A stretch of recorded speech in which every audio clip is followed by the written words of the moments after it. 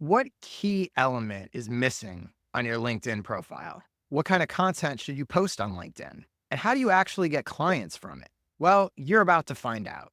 Welcome to the I Want to Know podcast. My guest today is Cheryl Tan. Cheryl helps experts show up with confidence on camera so they can attract more business and career opportunities. In a past life, she was a TV news anchor and host. She takes what she learned in the newsroom to support her clients, which includes CEOs who want to leverage their success in new areas, corporate professionals who are looking to become the face of their companies, and consultants who want to finally create impactful content on video.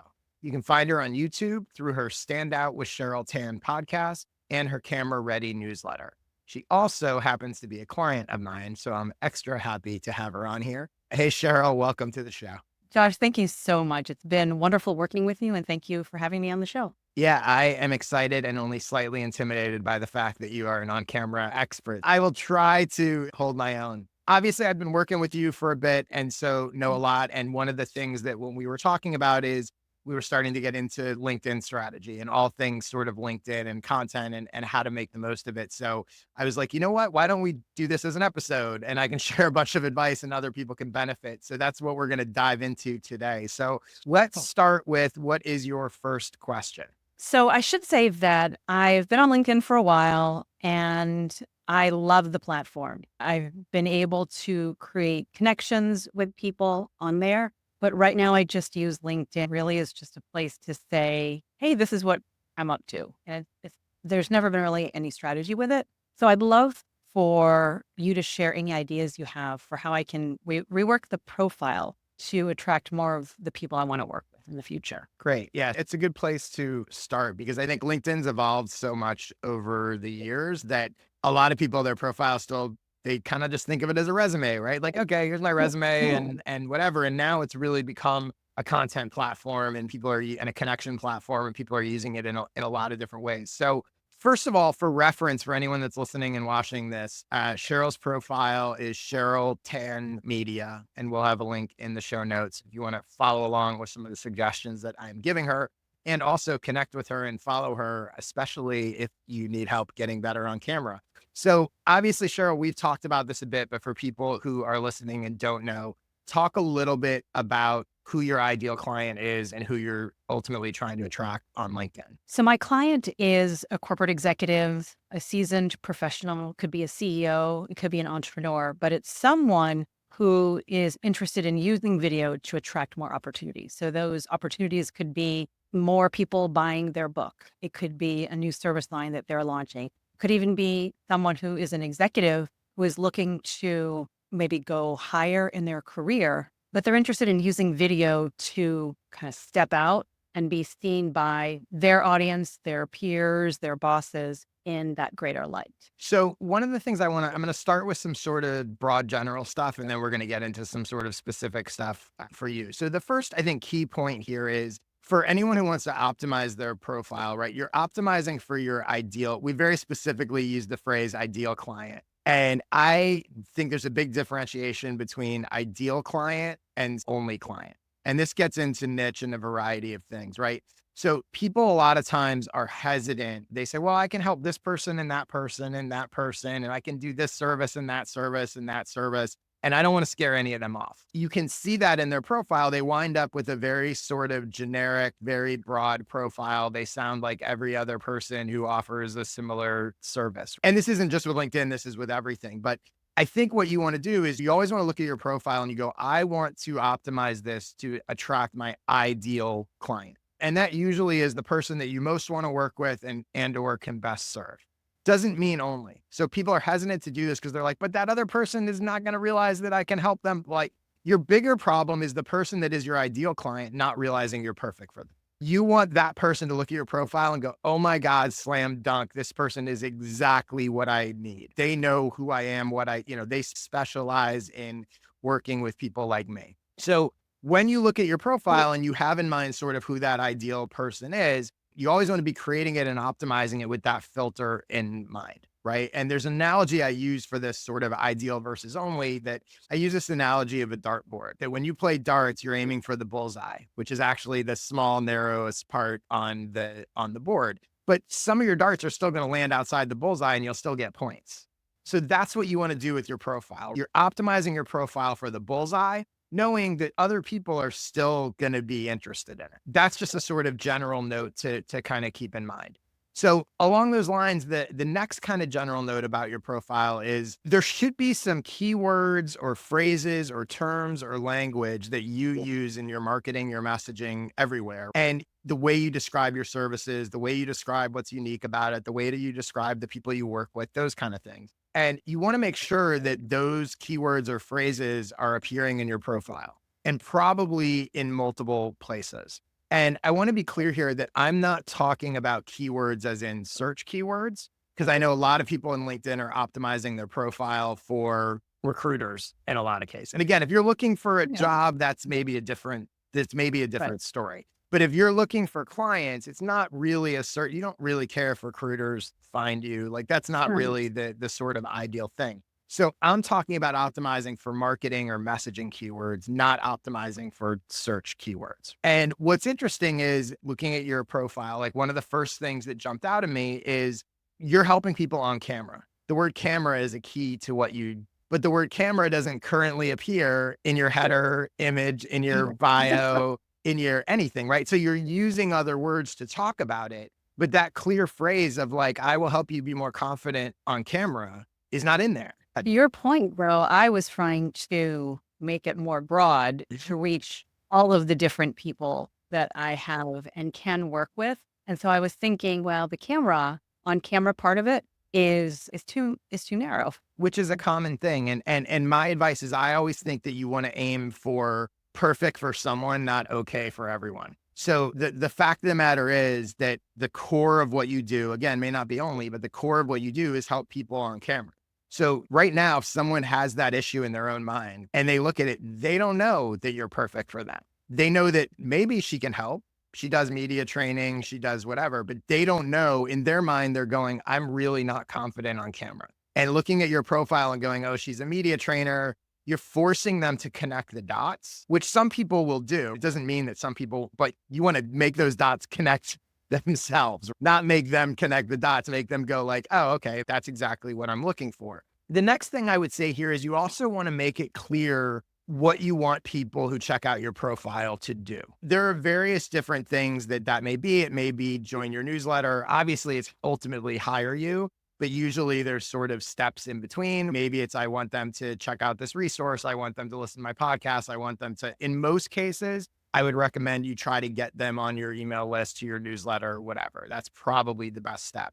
But you want to make that clear in every way that you can, right? So what happens is someone looks at your profile, you've changed your messaging. So they go, oh my God, she's exactly what I need. You don't want them to try to guess what the next step is. Yeah. You want them to go, oh, and this is, want to get more confident on camera. Here's my newsletter that can help you. Boom. And tell them, don't just leave. A lot of people will have stuff and they're like, oh, I have all these options. You don't see this on LinkedIn, but one of my pet peeves on other platforms is people will use Linktree or these other sort of link shorteners where it's like, oh, you put that link in your bio and you click it and there's 20 things they can do and they're all treated equally. Like that's overwhelming to people. You should have a thing that you want them to do and you should direct people to that. You will get much higher conversions than sort of being like, here's a bunch of different things I have, like choose your own adventure. So the next thing I wanted to do is I wanted to give you some tips for specific elements of your profile. And I think for people that are listening and watching, these are general concepts that I'm going to give examples for you, but also could be applied for everyone else. So the first one is for your bio. So I think with bios, you want to think of it as a sales pitch, not a resume. And I don't mean sales in terms of buy from me necessarily, but what I mean is when someone's looking at your profile and looking at your bio, what they're really trying to figure out is what's in it for me to follow or connect to this person. It's not a resume. So what you want someone to know just from looking at that bio, because they may not read your about section. They may not go down and look at your job experience and all that other stuff, right? In that one line or, of your bio, you want someone to know what you can help them do, not just what you've done.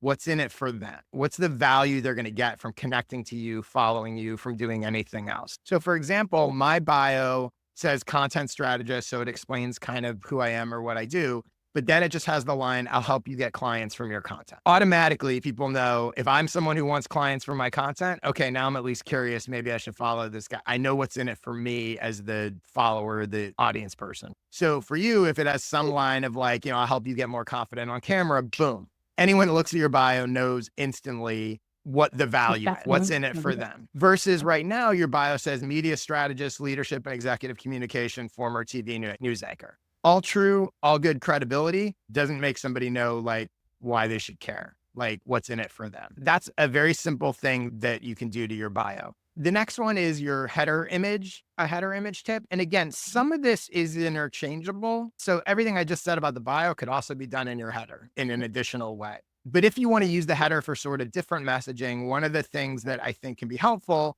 is it's a good place to put some social proof and or credentials and or promotion of your product or service. So that might be where the things that you currently have in your bio, where you talk about former TV news anchor, that kind of thing, that might look good on the header image because at a glance, they could have some logos, they could have some stuff where it's like, oh my God, this person has real credibility. And if you look at Justin Welsh, who's like a LinkedIn master, who I also interviewed on a previous episode where we talked about LinkedIn stuff, and we'll put a link in the show notes to people that can go check that out. If you look at his LinkedIn profile, he has a really nice header image where he talks about, where he's been featured. So he lists some publications that he's been in, which gives him credibility. And then the rest of the header is a promotion basically for his LinkedIn course, his LinkedIn product. So he's got a bio that's sort of, you're looking at the stuff, you see what it is, and you see the header image and like, oh, this guy has a LinkedIn course and this guy's got credibility because he's been featured in X, Y, and Z places. So again, not the only way to use your header image, but a nice sort of bios, like here's how I can help you. Header images, here's my credentials. And, here's a flagship product or service potentially. The next area is on a profile, the featured links section, which allows you to sort of put in a few different links. One of the things that it's funny, because as I was thinking about this and prepping, I actually literally just changed my profile yesterday as I was thinking about this, is I think most people will put in 3 or 4 different featured links. I did as well. Here's my newsletter. Here's my podcast. Here's my consulting. Here's my whatever. And the way it looks on LinkedIn is it becomes like a little carousel of 3 things. They're all basically treated the same. And it falls into what I was saying before, where I was like, well, okay, but what do I really want them to do? Like as opposed to showing them the menu. And I was looking at someone else's, and I forget exactly who it was, but another sort of LinkedIn expert's profile. And they only had 1 featured link. And what I realized was when you only have 1, it takes up the whole width of that spot. So on the profile, it really stood out as opposed to these sort of 3 smaller thumbnails. It was like, boom. And I think it was probably promoting their newsletter or email list or whatever. So I really like that. And I was like, that actually makes more sense to me. Like I want to guide people into this thing. I like from a presentation standpoint, how it really stood out. So that's what I'm going to recommend. I'm going to recommend being like, what's the one thing I want them to do? I'm only going to use that space for 1 link. Probably drive it to a newsletter, to an email list, and knowing that once you drive people there, then you can sell them your products, your services, because the chances are when someone's looking at your profile, they're not going to jump right to that anyway. So this goes back to what's the one action you want them to take? If what I want them to do is get on my email list, I'm going to use that spot to be like, get on my email list. This is the next step. And then the last thing here in terms of profiles is I think, and we've sort of touched on some of this, and it's some of the questions I asked myself as I was looking at yours. Here's a 4-question LinkedIn profile audit you can do to identify simple ways to improve your profile. Number 1, what's the one thing I want someone who checks out my profile to do, and have I optimized for that throughout the entire profile? Number 2, have I given people a reason to choose me as opposed to others in my field?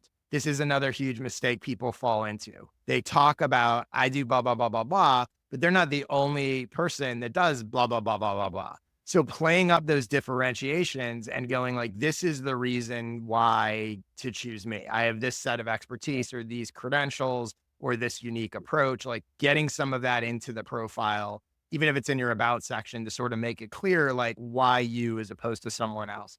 You'll see, like, let's say someone's a web designer. There's a million web designers out there. So they'll just talk about like, I design great websites. Well, okay, so does every other web designer on LinkedIn, like why you specialize in a certain thing, if you have certain, credentials, that kind of thing. The third question for your LinkedIn profile audit is, do you look active on LinkedIn? So if you don't ever post or you rarely post, I know I see the cringe, but we're gonna get there. Let me get We're gonna get there. So, but if you don't post often, and I don't mean you have to post every day or anything like that, but like on your account right now, like the last post was 3 months ago, and I think before that was like 6 months ago or whatever. That de-incentivizes people from following you because they're like, well, why bother? I'm not gonna get anything from her anyway, so why bother? So I think having a relatively, and this does not mean that you have to post all the time, and it doesn't mean that you actually have to post at all. But you need to understand that if you're never posting, it does de-incentivize people from connecting and following you. So if you want to get something from the platform, it certainly helps that you're posting at least semi regularly. And then the last question for your profile audit is, how important is being found in search or by recruiters to you? Most of what I've said up to this point is not about optimizing for recruiters or getting jobs or whatever, because that's not what you're doing. And that's not what most of my audience is doing. You're looking for clients. But if you are the kind of person that's like, no, I want recruiters to find me, then you should probably take that stuff into account. So again, just to wrap that up, 4-question LinkedIn profile audit. First one, what's the one thing that someone who checks out your profile you want them to do? Second one, have you given them a reason to choose you? Third one, are you active? And fourth one, how important is being found in search? And there you go. Your profile will be up and running and better than ever. So any questions about any of that? Well, just a comment that as things are so busy these days, right? It feels like our feeds are more crowded, things in life are so busy that I love your focus on the next thing. So it's not giving more options, it's just giving one option, optimizing your profile for that. So I think I've looked at my LinkedIn profile. Actually, I haven't looked at it in a while. I knew we were going to have this conversation. I haven't looked at it in a while. But I have, I think, 3 links under the free features section, which I thought was pared down. But having one and only one option makes it so much cleaner, so much simpler, so much cleaner. And it makes people way more likely to take that action. And by the way, this extends way beyond link profiles. I actually have a blog post that we'll link to in the show notes that I think I called like the one action strategy. But the core premise was, even in blog posts, on websites, on whatever, like to the extent that you can go, no, I want you to do this thing. Because every option that you give people creates friction and makes them less likely to do the thing. And the other thing about focusing on one action is it helps you from a business perspective think through the journey that you're taking people on. You ask yourself, how do clients happen? And you should be able in some ways to be like, well, there might be multiple ways, and there probably will be, but to be able to be like, well, this is how clients happen, right? This is how, from LinkedIn, this is what that journey looks like. This would be one example. I published a post. Someone that follows me commented on it. One of their connections saw it. They went to go check out my profile. They saw exactly what I do. They saw that the first step was to get on my newsletter. They subscribed to my newsletter. They got a welcome email that explained what they're going to get in the newsletter and introduced them to my services for the first time. They were like, that's interesting, not ready to buy.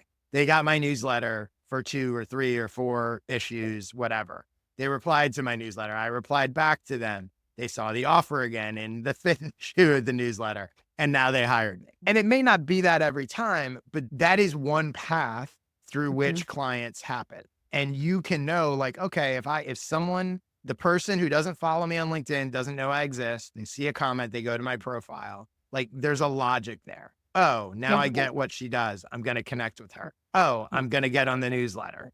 And you can see when you don't do that, when you're just like, oh, I do all these different things. You can go here, you can go here. There's a million different entry points, which is all fine. People will come through different doors, but whatever door they come through, you should have some way of sort of, this is the path, and they'll be much more likely to take that path and get where you want them to go. I love that. Cool. Okay, so that actually leads to my second question and kind of my second comment, if I may. So, you were talking earlier about optimizing the profile and posting more, which makes a whole lot of sense, But I guess I never looked at my LinkedIn profile before in that way. I know a lot of the people that I'm connected with. So when we connect, I don't necessarily look at them or I don't think they look at me as a content creator. So this is like my first shift into being a content creator on this platform. And so that, I mean, there's like a whole shift there. So if that is the case, going from someone who's just connecting with people to connect with people to now becoming one that is a content creator, what do I post that is in line with who I am, that is also not always like a sales pitch kind of post, that kind of thing? Yeah, I love this because now we're really into my wheelhouse. Profile is sort of my wheelhouse, but now that we're talking about what do you actually post in content, now we're really in my wheelhouse. And exactly, I'm like, here we go. All right, I have a lot of suggestions for you. But before I jump into them, I do just want to say a quick side note. I mentioned Cheryl as a client. I'm helping her get more clients from her content, some of which are ways you guys are about to hear me tell her. If that's something you would like me to help you with, go to joshspector.com/clients. On that page, you will see the very unique way that I am now working with clients. So if nothing else, check it out because you will be interested to see what I'm doing. If it interests you or you have any questions about it or how I can help you, email me at josh@joshspector.com. Now, let's get into giving Cheryl some content advice. So again, we're going to kind of start broad and get into the specifics. So the first thing is that when you publish content, and this is true on LinkedIn, it's true everywhere. The thing that you always want to ask yourself is, why would someone care about this? And in particular, why would your target audience, your followers, your ideal clients, why would they care? One of the mistakes I see people make all the time is they're doing what I call sort of random acts of content. They're posting because they think they should post. I got to post something, and or they're just like, I don't understand. Like I'm posting all this stuff and it's crickets. Nobody cares. I'm not getting anything out of it. This doesn't seem worth my time. This doesn't work. All of those kinds of things. I'm posting because Josh told me that I don't have enough posts on my LinkedIn account. And so here you go. Or they're either doing that or they're modeling celebrities, people that they think are hugely successful on social media and not really realizing that those people are playing an entirely different game, that celebrities are actually terrible at social media in most cases. They have huge followings because they were on TV or they were in movies or they own, it's a whole separate thing. But like people go, oh, Elon Musk is so great at social media. Like, no, he's not. He has a huge following because of Tesla. But then you see people do that and they go, I'm going to do what he does on social media because that's how I'm going to get a big following. That's not how it works. And so I think you'll see like on Instagram, everybody taking, and even a little on LinkedIn, everybody posting selfies. It's like, that's not actually good content strategy, especially not if you want to get clients. So the first thing is looking at everything and being like, why would someone care about this? And so what's interesting is when you ask yourself that question and you use that filter, it will shift the way you approach even basic pieces of content and make them better. So I'm going to give an example of something that you posted a couple months ago. Here's an example of a post that could have been improved with a very slightly different approach. It would have been just as easy for you to do. So you moderated a panel, I think. You posted about the panel you facilitated, thanked the organization for having you, talked about who was there, shared a nice picture of you and the people on the panel. That's great. It gives you credibility, blah, blah, blah. If I were to use that filter and be like, why would anybody care? Other than they like you and other than they're friends and they're like, hey, good for Cheryl. And by the way, you know, when people post stuff like that, you'll get likes, which is also misleading because people are liking it because they're happy for you. It's not getting you any business. They're just like, yeah, good job, Cheryl. Like, that's great. But that same event, here's how you create a post that people will care about and provides value. The missing piece was you didn't say what was shared in the panel. The information is the value to your followers, not that you happen to be there. So the same photo, but with, I facilitated this panel about X, Y, and Z. Here were 3 things that were said that blew my mind. Here were 3 things that were said that will help you do X, Y, and Z. Now you have taken, because your instinct of posting about you doing that was correct. You just didn't share what is the most valuable part of it. I see people do this all the time. Let's say, and it can take a million different forms, right? Someone posts about, oh, I'm reading this book and it's great. You should check it out. Okay. Or I'm reading this book. It's great. this paragraph just changed the way I operate my business. Suddenly it's way more valuable. Pull the valuable information out of whatever it is you're going to post about and give them that in the post. Now, when I look at that and I go, well, why would someone care about that? I know why someone would care about that, because they learned something or they got a valuable tip, or they, you took a post that was about you and made it about them, even though it's Okay. still about you. That information is really valuable to your followers. And so that's just, again, a sort of mindset that with everything you do, you can go, how do I make this valuable to them? And that can even be, and we're going to get into sort of selling and promotion and stuff, but that can even be when you're promoting your own products. A lot of times when I'm promoting a product, like let's say if it's a video course or whatever, I will include a snippet from the product. So I'm not just going, hey, my product's out, go get it. Hey, here's one of the tips I share in my product for free. Like, go get the rest here, right? So you want to try to always make posts valuable. The next thing you want to do sort of universally is, and this can be overdone, but for most people, they're way under optimizing for this. So I'm not really worried about them overdoing it. You want to optimize your posts for engagement, because engagement drives the algorithm and drives reach. The more people comment on your post, the more reach you get. Not only because the people who comment, some of their friends will see it, but also because it sends a signal to LinkedIn that people are interested in this, conversations are happening, and they will show it to more of your people. This is a crash course in algorithms. You post a thing, they send it to a few of your followers. Depending on those interactions is how they determine how many more people they're going to show it to. So if you post it and it's crickets, they're not going to show it to anybody else. All interactions are not created equal. It takes more energy and effort. A comment is a stronger sign of interaction than a like, because they understand that people can just go, oh, I like it, but an actual comment, back and forth conversations, even more so.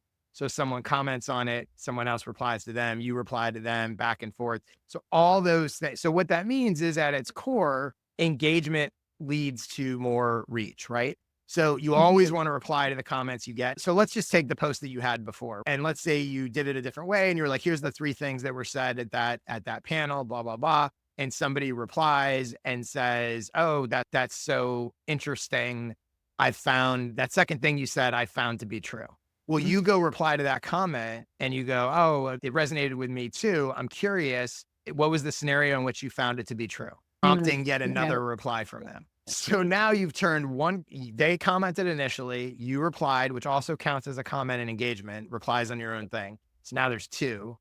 They reply to your question to them. 3, you reply back and say, oh, thanks, great point. So 1 comment turns into 4 comments and it starts getting shown to more people and they start becoming more likely to reply. People were more likely to comment when their comment gets acknowledged, right? So over time, so the post is building and your profile as a whole is building, and all of that engagement is helping you get more reach. Another example is like, again, let's go to that same post. You said, oh, here's the 3 most interesting things that were said on the panel. Adding a question at the end of the post will get you more engagement. So you could say, here's the 3 most interesting things on the panel. Which of the 3 do you find most eye-opening? Okay. So not only does that question prompt engagement, you've done it in a way that makes it easy to engage, because they go, oh, number 2, number 3, number whatever. And these little things, right? So whatever post you're doing, you can add a question to the end. You can prompt people. You can do little things to encourage engagement, which will help your content get more reach and all of that stuff. Another thing is a lot of top LinkedIn users will even comment on their own posts to push it back into people's feeds. So you will see, Justin Welsh is an example of someone who does this, but a lot of people do it. They'll post something and then a couple hours later, they'll comment on their own post with an additional point, an additional something. And they know that that comment is going to push it back into people. The comment will get seen. Sometimes you'll see in your feed, so-and-so commented on whatever, right? So they're just sort of playing the algorithm game a little bit in a genuine way to continue sort of boosting stuff. The other thing I would say about replies in general as a content strategy is replies can be as valuable as content. So replying on other people's accounts will get you in front of their audiences, will get you in front of other people that are not currently following you. And when you reply, don't do what a lot of people do, which is just like, great post. Again, this goes back to like, why should someone care? But actually try to genuinely add value, right? So I am sure you are connected to people who have an audience that you would want to reach. And, maybe it's even former clients, like people, whatever it is. But when you see an opportunity, reply to their post and reply and add value. And you can even do this in unexpected ways. So let's say just a random example. So maybe someone's posting about the Kamala Harris's speech at the convention. Has nothing to do with anything that you do, but you are a media training on camera expert. So maybe someone in your network or someone you know is like, oh my God, Kamala's speech was amazing last night. And maybe your comment is like, yeah, you know what I noticed? I noticed that she did X, Y, and Z technique, which is such a smart thing to do when you want to express confidence on camera. And all that person's followers are looking at that and going, oh my God, that is what she did. I never thought about that. Who's this person that just said that brilliant analysis of like how to say something confident on camera? There are things that you can do to insert your expertise into what seem like unrelated subjects and get in front of people. So that's replies. Getting into sort of how pitching your products and stuff and content. I think one thing that's important to remember is that when you're pitching something, you want to remember that you're making an offer. You're not trying to convince people. And that what you're actually aiming for in your content is awareness that your thing exists and that it helps these specific people so that those specific people with those specific problems realize it's for them. You're not trying to convince them. It's not a sales pitch. So for example, when I'm promoting a product or something, I'll say, here's an excerpt of the product, which provides value. And oh, by the way, it's available if you want it. Versus you need to get this because that's what makes people uncomfortable, even in your content, right? You don't want to feel like you're sort of pitching people. You're not. You just want them to be aware that it exists and you're providing them value. The next thing I would say with content is vulnerability is always good. So a lot of times people are like, be vulnerable and not afraid to share your flaws. The more you do that, the more it makes people believe the good stuff. So you could have a post where you're like, I wasn't always confident on camera. I remember when I started X, Y, and Z, it was a disaster. It was blah, blah, blah, blah, blah, blah, blah, blah. And then I learned these things that makes you more believable than I know everything. I'm always perfect. Because your audience, your target buyers, your ideal clients, that's the place that they're in. So you want to show that you understand it's not natural. You weren't just born this way. But a lot of times people are afraid to express that, right? To say, I've had things that didn't go as well as I'd like them to, or even to say that like, I've been a news anchor and there are still times that I'm nervous on camera. It's okay. Right. You know what I mean? So I think doing that kind of stuff, vulnerability plays really, really well. And also helps people believe all the good stuff and all the expertise that you have. Right. So the next thing I'm going to give you here for content. So this is, again, I told you I was really excited. And this is literally an observation that I had recently, like in the past couple of weeks. So I haven't talked about this before this way. And I was like, oh, that's what I do. I get it now. So I am going to give you my entire content strategy in about 2 minutes. Here are the 5 types of content you should publish on LinkedIn if you want to get clients. So it's 5 buckets. The first bucket is what I call value content. And what that means is you're going to give away your expertise with actionable, valuable tips, because that's what attracts potential clients. Things they can use and things they can do immediately to see improvements, small wins. So an example for me might be I could write a piece of content that's here's how to write or improve your newsletter sign-up page headline. Very tactical, very specific. You consume that content and you're like, I can go to my newsletter sign-up page and I can do the things that Josh just said and it gets better. That's value content. And the second bucket is what I call perspective content. So this is when you showcase your unique point of view because it differentiates you from competitors in the mind of potential clients. So this is kind of opinion-based.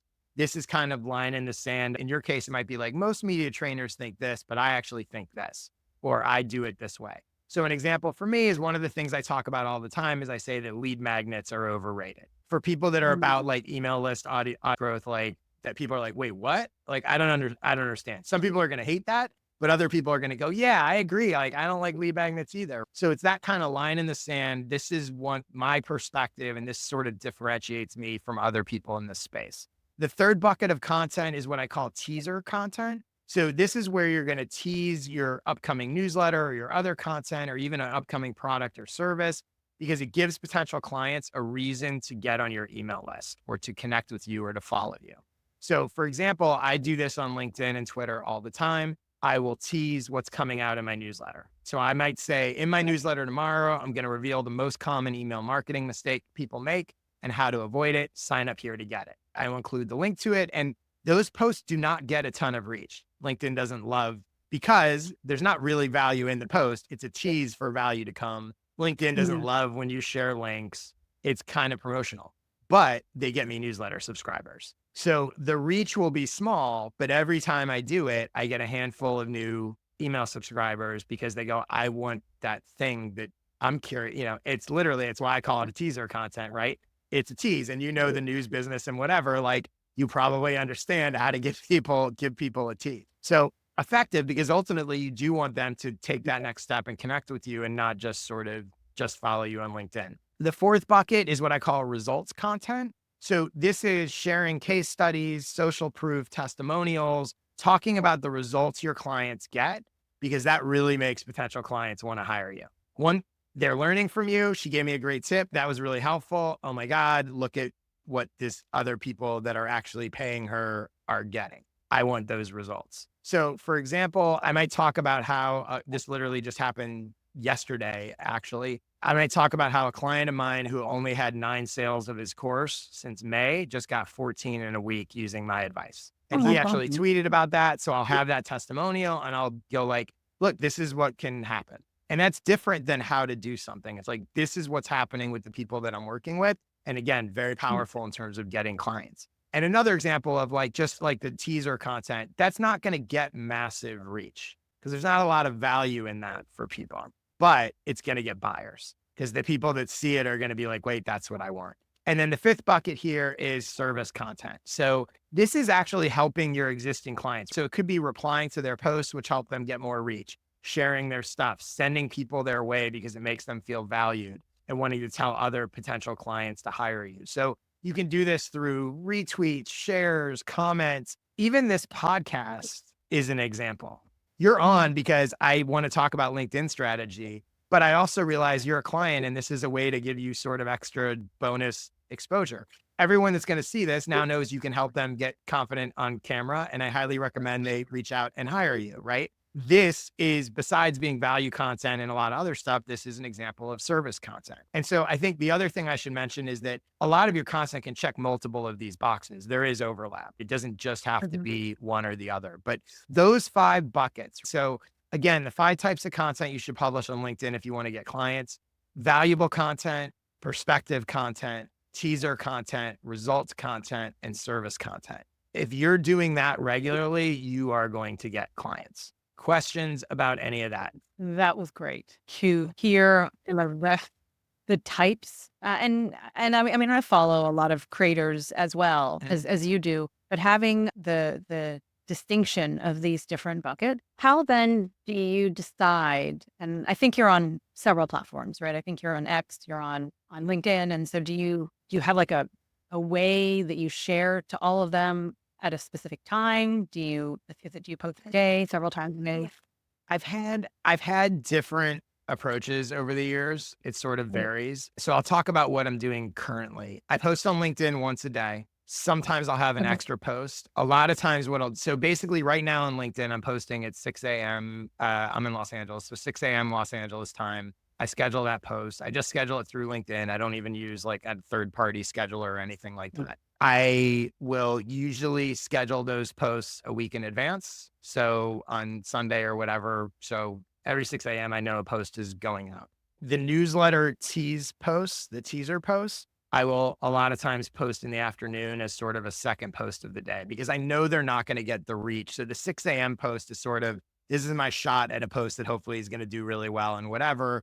The teaser post, I'll do sort of secondary in the afternoon because I know it's not going to get a ton of reach anyway, but I still want to do it 'cause it is going to get me some subscribers. What I've started doing recently is on Twitter, the same thing. I will do one post in the morning. That one I don't necessarily schedule. I usually do it 7, 8 o'clock, kind of whatever. But I know what I'm going to post. Like I'll have it drafted. I just won't necessarily schedule it. I'll post it in real time. Twitter, I will post a few more, I don't have a set schedule beyond that, but I will typically post another 1 or 2 times during the day just because I think there's more volume, accepting more volume, whereas LinkedIn, like a little less so. So what I've been doing lately is I'm big on repurposing content, and I've been doing this for years. So I have a library of content that is not nearly as organized as I would like it to be or should be. And it's semi-organized in a bunch of different places, whatever. But so anytime I have a piece of content that hits, I theoretically try to save it somewhere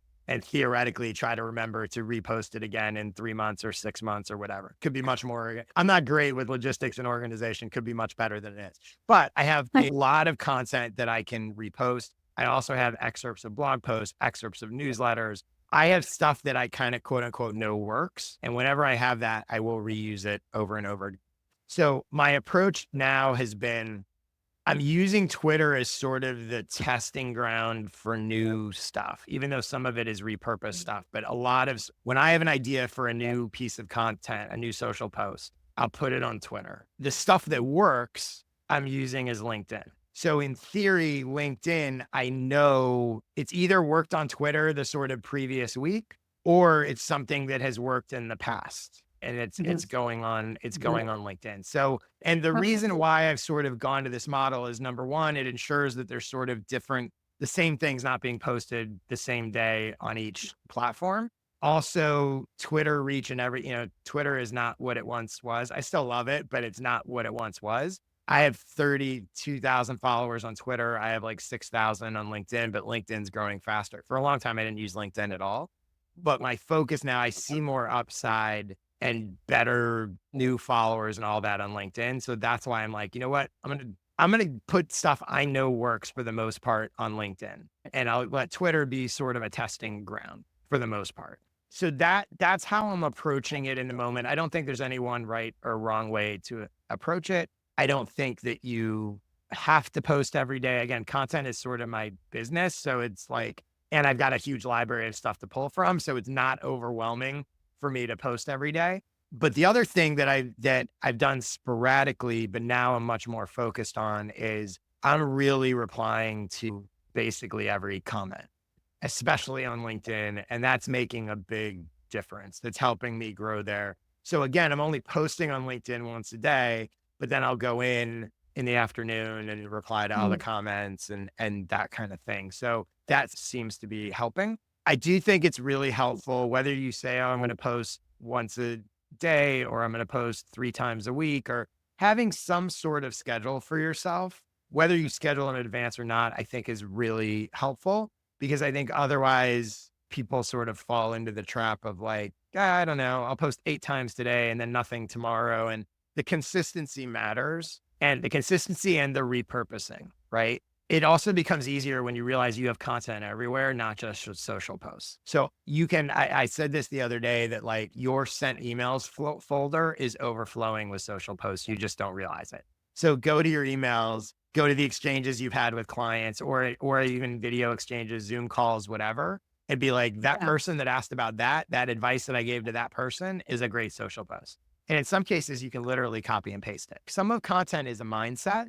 And once you understand that everything you're doing, every conversation, every product, every email, everything can be content, you start to realize like, oh, I don't have to create a bunch of new stuff. I just have to take the stuff that I know is valuable, because I know people are asking me it. I know I'm teaching it. I know I'm whatever, and just transfer it into social. So that makes it much easier and less overwhelming. Wow, that's brilliant, honestly. I mean, if you think about the conversations that you have, that some of them are, I mean, on Zoom, everything's recorded, especially if you have one of those AI things. So yeah, I have a lot of work to do. But by the way, like that bit that I just gave you about those 5 content buckets, that was a tweet 2 days ago, because I came up with the idea and was like, oh, I know I'm going to talk. And by the way, it's going to be a clip, and it's going to be a YouTube video from this podcast. And I'll tweet it again, and it's going to be a LinkedIn post, and it's going to be a whatever, right? Because content is just, the underlying ideas are the content. When you think about how many tips do I have? How much advice do I have? How many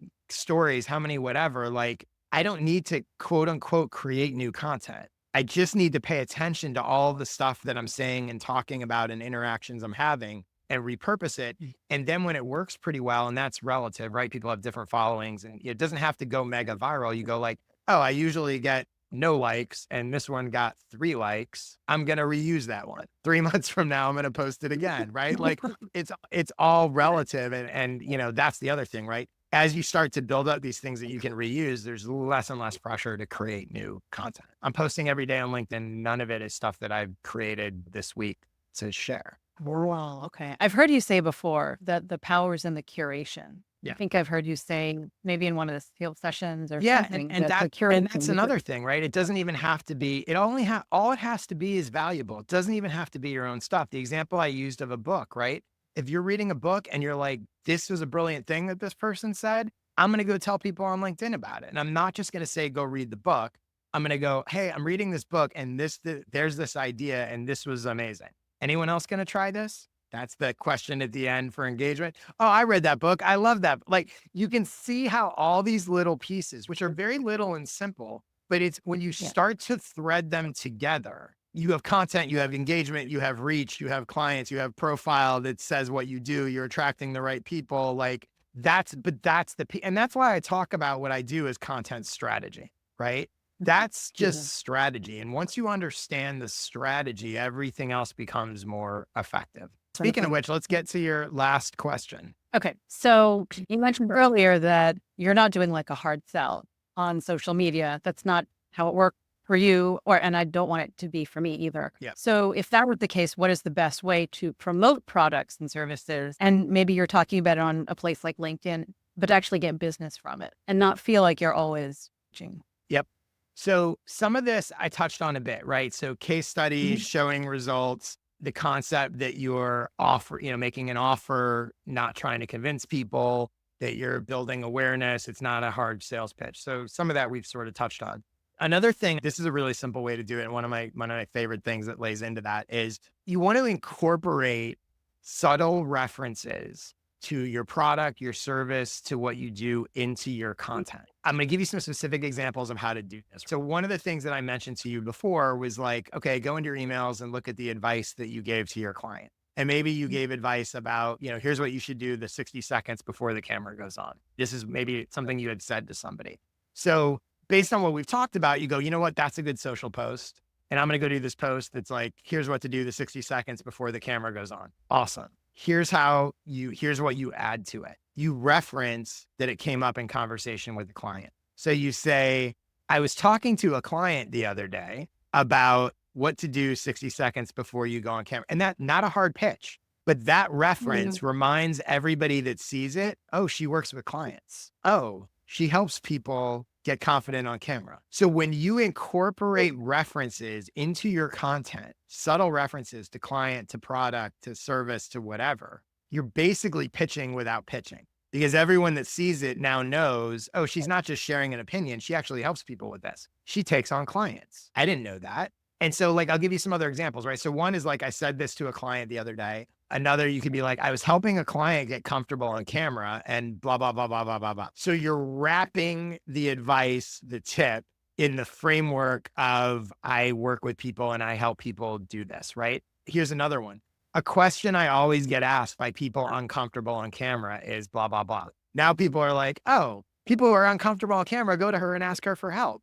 I'm uncomfortable on camera. Maybe she can help me. And you can do this in a million different ways, right? One, you don't have to just go like, hey, sign up for my newsletter. You can go, hey, I was working on my newsletter for this week and realized I've never shared this story about blah, blah, blah, blah, blah.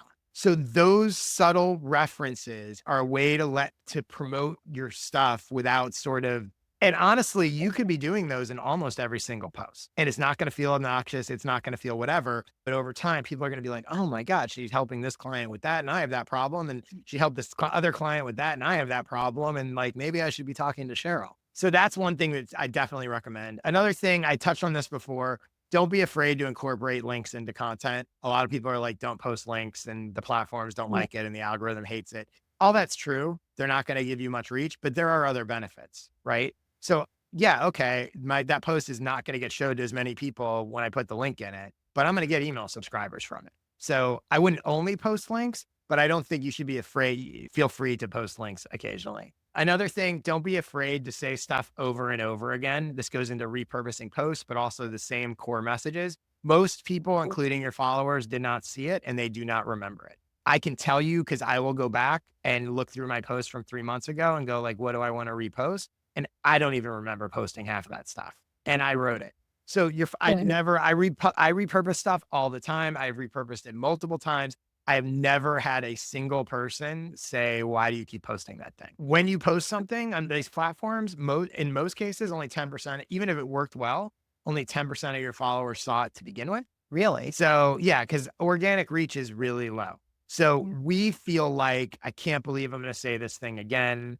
I can't believe I'm going to promote the product again. I can't believe I'm going to tell people the deadline to sign up again. No one else is thinking that. Like that's all in our own head. And we have to sort of push past it and be like, no, when I said this last time, people really liked it. Or I run this poll sometimes where I'll ask people, I'll just use the poll functionality and I'll be like, do you know I have a newsletter? And every time I do it, 10 to 15% of people will say no. All I do is talk about newsletter. And these are my followers. So it's like, how do you it's mind blowing, but again, it speaks to, they don't know and they haven't heard it. They didn't see it. And so feel free to sort of do it more than feel free. You actually should say it and use it again and again. The other thing for sales stuff is occasionally do a focused burst of promotion. So I have a whole with my clients that I give them a skill session called the 1 week promo plan, which is actually what that guy referenced before used to go from 9 sales since May to 14 sales in a week. He followed the 1 week promo plan. But basically it's almost like your product, your service, or whatever you want to promote. You could even use it for your newsletter. It's almost like it does a takeover of your accounts for a week. And for a week, that's all you're talking about. You're still sharing valuable stuff, but it's all focused on that. And your goal is to make sure that everybody knows that this thing is happening. What I have found is, and I'll even call it sometimes, right? Maybe it's, you did it for your newsletter. We're like, it's camera ready newsletter week. All week, yesterday on day 1 of camera ready newsletter week, I told you blah, blah, blah. So even branding it, making it feel sort of like an event, I have found that whenever I do that sort of focused week of promotion, I see spikes, and you kind of theme it and figure out stuff that you want to do, and you can do it on multiple platforms. So that week, your podcast episode is about that, and your LinkedIn posts are about that, and your, whatever, still valuable, but focused and sort of themed. The other thing is when you have products or services, teasing, just like you would tease a newsletter, teasing the upcoming stuff, showing the making of, like, let's say you're putting together a course. You can have social posts like literally showing, today I was working on my course and I put together this section about blah, blah, blah, blah, blah. And it made me realize that like, this is the thing everybody struggles with. Talking about the sort of making of behind the scenes stuff can, again, be a subtle way to promote without feeling pitchy. And then the last one here, which again, I think it's funny because it's underused by the people who should be using it and overused by the people who are using it a horribly annoying way. And that is direct messages. Direct messages to people can be really, really powerful if done right. And I am not talking about the annoying spam messages you get from people that are like terrible, that are very pitchy. What I'm talking about is you can leverage direct messages. And the key is that you're helping the people that you're messaging and building awareness. You're not pitching them. This is what the direct messages you hate are. Hey, want help building your LinkedIn? Hire me. Like, hey, like that's not the way to go. So I'm going to give you 6 ways to use direct messages to start conversations with potential clients. So the first one is message a new follower. So when someone follows you or connects with you, send them a message, thank them for their interest, and ask them about what they do. And that creates an opportunity for you to give them some advice. You to say, oh, you might find my newsletter really helpful. Not a hard pitch, but start a conversation with them right off the bat, as opposed to just accepting their request or saying, thanks for following. You'll also learn a lot about who's following you and why. That you can even ask them, like, I'm curious, what made you decide to connect with me or follow me? Number 2, turn a reply into a direct message. So while I said before, it's really helpful to reply to other people's posts, and you can and should still do that, you can also message someone about something they posted. So whatever you were going to maybe say in a reply, or in addition to that, you can message them and say, I really found what you said interesting. And you could include a question or something to encourage a response. Oh, that really resonated with me. I'm curious. I've always found this. What do you think about that? Again, you've created an opening for a conversation starter. You're not pitching them. You're just building a relationship and you're jumping off something that, by the way, people love attention. Like, think about it. If someone replied to something you had posted and sent you a message and say, "Hey, Cheryl, that was such a great tip. Like, you have any I like more? it. Like, Mhm. tell me more." Like, you'd feel good. Yeah. The third way to leverage direct messages here is to offer unsolicited advice based on your expertise. Now, the key here is to make it relevant and truly helpful, not obnoxious or critical. So if you see somebody post about, "Oh, I have an interview coming up and I'm so excited about it," or "I'm nervous about it," or whatever. Let's say they say, "I'm so excited about it." You could direct message them and be like, "Hey, I saw you have an interview coming up on this podcast. That's so awesome. If you have any questions or want any advice, I help people do this. I'm happy to help for free. Just send me a question."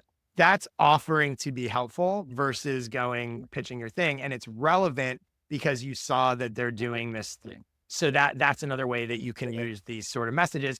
And not, you could do that as a reply, but it's a whole different thing in a sort of direct message conversation. The fourth one is share a resource you created.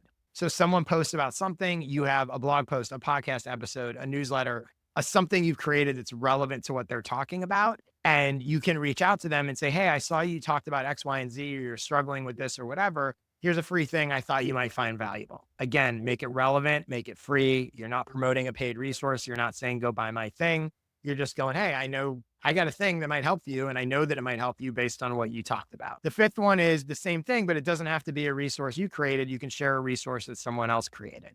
In some ways, this is even stronger because it's really not self-promotional. So someone talks about a thing and you can go, "Hey, you know what? You might like this book. I just want to let you know I read this book by so-and-so and it completely changed how I deal with my work-life balance," or whatever it is. All you're trying to do is start conversations and relationships. Because the other thing is, if it's people that don't really know you, they're going to go look at your profile and go, "Who is this?" And go, "Oh," because that's all you're trying to do. It's one-on-one audience building. I say all the time, like, how do you grow an audience of 1,000 people? Well, you get a relationship with one person 1,000 times. That's what it is. And then the sixth one here, sixth way to leverage direct messages is to ask for feedback or market research from someone that's your ideal client. So what I love about this is you reach out to them, you explain basically, again, you're not pitching them, but you're going, "Hey, I serve this type of person. You're exactly this type of person. I have no pitch for you,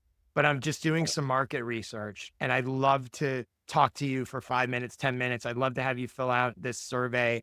I'd love to email you 3 questions. Like, do you have a couple minutes?" Make it simple for them. "Do you have a couple minutes just to tell me sort of your take on this?" When I was sort of shifting my focus to helping businesses get clients from their content, one of the first things I did was reach out to people I didn't know that fit. And I was like, "Are you these three?" I'd put it in my newsletter initially. I was like, "Are you these three things? And if you are," I was like, "I'm working on some new stuff.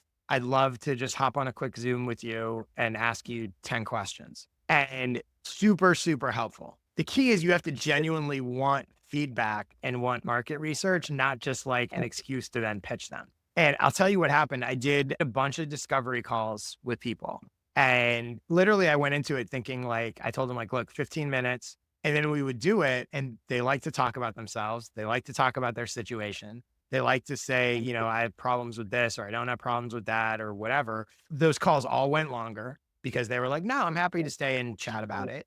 At the end of the call, I would sort of say, obviously thank them and be like, "Oh yeah, this is really helpful. Here's what I'm doing, blah, blah, blah." And multiple of those calls actually led to clients. That was not my intention. And I'm not saying to do it for that. But what happened was I was talking to specific people. I was understanding like what their situation was, which even if that didn't happen, I learned so much from it and there became a relationship there. So that's another way, like, again, that you can reach out to people, not with the pitch, but like, "Hey, you're exactly the right person. I'd love to know what you think about X, Y, and Z." So those six things, 6 ways, start conversations through direct messages with potential clients without being annoying. Number one, message new followers. Number two, turn replies into direct messages. Number three, offer unsolicited advice based on your expertise. Number four, share a resource you created. Number five, share a resource someone else created that's relevant to them. And number six, ask for feedback or market research. And that is how you actually direct message people without being annoying and actually get clients out of it. Any questions about any of that? Whew, no, I've got a lot to do. See? So my real advice to you is whatever you do, don't do all the things I've suggested to you. Pick one or two and be like, I'm just going to do that and we'll go from there. And again, luckily you're a client, so I can help guide you through all of this beyond this call. But most importantly, tell people where they can find you if they want help and want to learn how to get more confident on camera. I would probably say, as we were talking before we got on the show, your podcast is a great way for people to kind of hear how you help others. It's just a great way to do that. So people come to my YouTube channel and they do that there. Just because I do videos there, but I help people get on video, the YouTube channel is great. So it's youtube.com/Cheryl Tan. And then I have a new newsletter, the Camera Ready newsletter. So you can get that at my website, CherylTanMedia.com/newsletter. Well, LinkedIn, of course. Yeah, LinkedIn, her new and improved LinkedIn profile and amazing content that's going to come right out of her sent email folder. For my stuff, joshspector.com, my newsletter, fortheinterested.com/subscribe. If you would like my help and to work with me to get more clients from your content, go to joshspector.com/clients, which you should do anyway, because the way I'm working with people is different than what most people do. That's it. Thanks for listening. Thanks for watching. I will see everybody next time.